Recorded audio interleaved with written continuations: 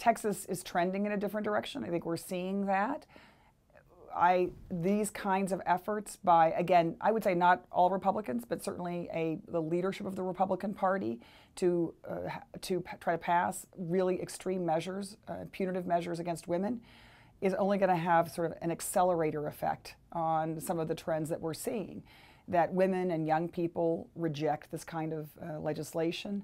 And it's not only this bill, Senate Bill 5, but certainly the efforts to defund Planned Parenthood, to end the women's health program, Governor Perry's veto of the Lilly Ledbetter Equal Pay Act.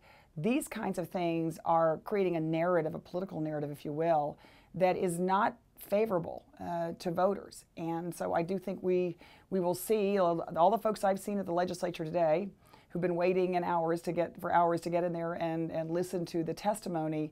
They're all voters, and they're not going to forget this. My mother would have said if she were here, I hear America singing. I mean, met people from 8 to 80 in line waiting to listen to Senator Davis or to show their support. The first two young women I met this morning very early at the Capitol, long before anything started, they'd been on vacation down at South Padre Island and had packed up and come back early because they felt like they needed to be here.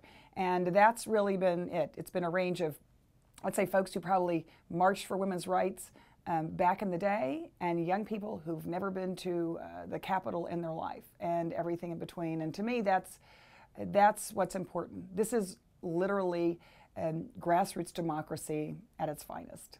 I think it's a wonderful sign when people, in fact, take action. And of course, we're seeing it on social media already. This story and the story of supporting Wendy Davis and opposing this bill has been trending on Twitter like crazy. It's made it a national story.